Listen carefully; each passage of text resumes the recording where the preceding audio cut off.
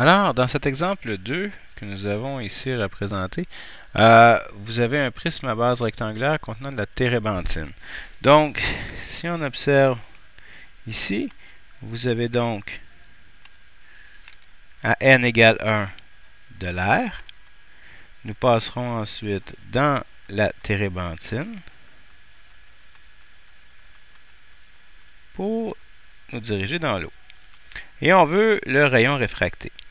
Alors, rayon réfracté dans l'eau. Donc, première attrape, nous avons ici, nous avons bien notre angle de 36 degrés, mais comme on dit, c'est une attrape, ce n'est ni un angle d'incidence, ni un angle réfracté, c'est un angle donc entre la térébenthine et l'air. Donc, nous, ce qu'il faut aller trouver comme premier angle, c'est celui-là ici. Donc, à la calculatrice, si on va avec un 90 moins 36,8, alors on obtient 53,2 degrés. Donc, ceci deviendra notre angle d'incidence au départ. Ce qu'on veut, c'est d'avoir notre angle réfracté ici dans la térébenthine. Térébenthine, donc, il y a un indice de réfraction qui est plus grand, milieu plus réfringent. Donc, à ce moment-là, on s'attend à avoir un angle, on s'attendrait ici à avoir un angle qui serait donc plus, on va s'approcher de la normale ici.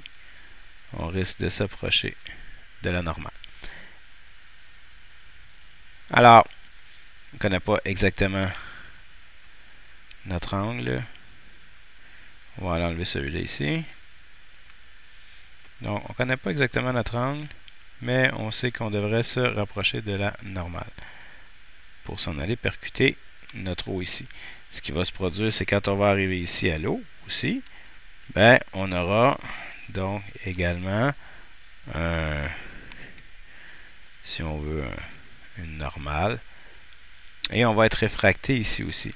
Et là, on s'attend à s'éloigner de la normale parce que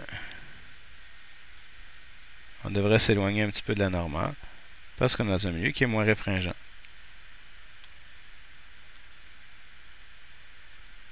On va aller voir. On va faire nos calculs. On va voir ce que ça donne ici.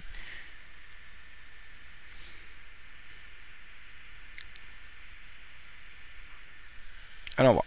Donc, première étape, on a donc nos données dans ce problème-là. Alors, étape 1.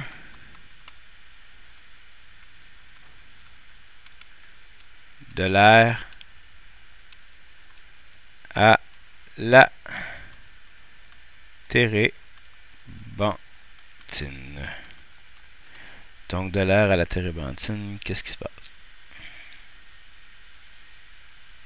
Alors, ce qu'on a comme information ici, c'est que dans ce cas-ci, N1, c'est 1, N2, c'est 1,47. Θ1 ou θ incident ici, c'est 53,2 degrés. Et on est à la recherche, premièrement, de notre θ réfracté sera égal à combien? Donc, solution. Une seule formule. N1 sin θi est égal à N2 sin θ réfracté. 1 sinus 53,2 égale à 1,47 sin θ réfracté. Donc, si je regarde mon sinus de θ réfracté ici, si je veux l'isoler, je divise chaque côté par 1,47. Donc, le sinus de θ réfracté va être égal à 1 sin 53,2 degrés divisé par 1,47. Donc, pour trouver mon θ réfracté, je vais faire le sinus inverse de sin 53,2 sur 1,47. Donc, θ réfracté va être égal, calculatrice, on annule, on y va. Sinus inverse, entre parenthèses, je commence. Vérifiez mon mode, oui on est bien en degrés, c'est parfait, on n'oublie pas, hein, maths, physique. Donc, sinus inverse du sinus de 53,2 divisé par 1,47. J'ai eu une petite hésitation parce que je vais aller juste insérer ici une autre parenthèse pour m'assurer que je fais bien le sinus inverse de tout ça. Donc j'ai mon sinus de 53,2 qui va être divisé par 1,47 et j'ai cette parenthèse là ici qui va faire que je vais faire le sinus inverse de tout ça pour obtenir un angle de 33,005, bon, 33 degrés, ça fait mon bonheur. Donc, un θ réfracté de 33 degrés. Ce qui veut donc dire, si je reviens à mon dessin, qu'ici, j'aurai un θ réfracté de 33 degrés.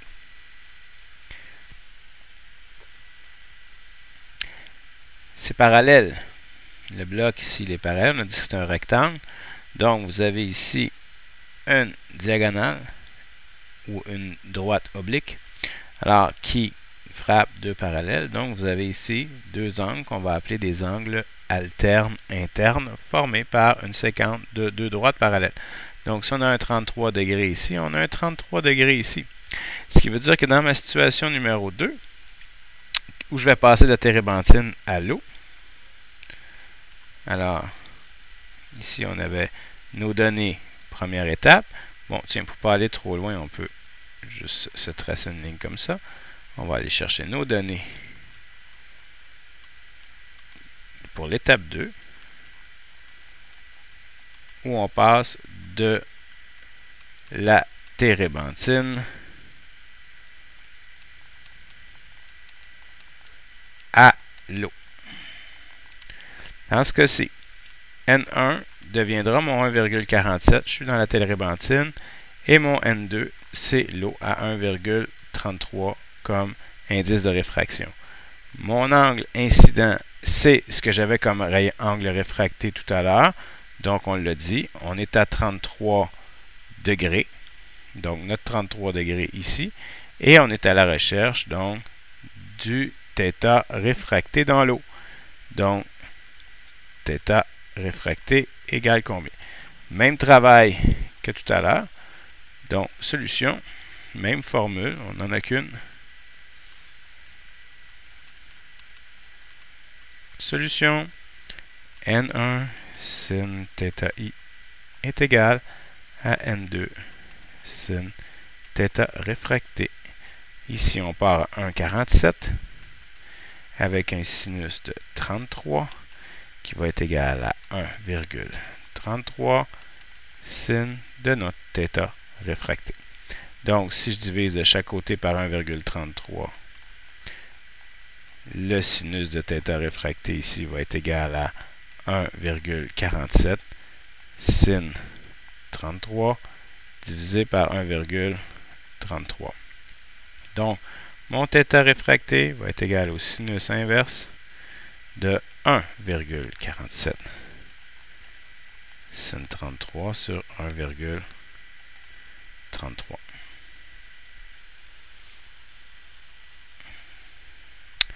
Revient à la calculatrice. Sinus inverse. Deux parenthèses cette fois-ci.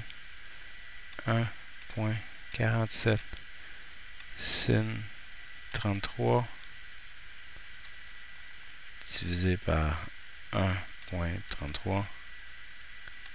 Sinus inverse de tout ça, ça fonctionne pour 37,01 degrés, donc 0,0 si on veut la signe décimale. Ici aussi, on aurait pu la signe décimale. Montrer nos chiffres significatifs. Donc, un θ réfracté de 37 degrés, c'est ce qu'on voulait ici. Donc, 37 degrés. C'est votre réponse.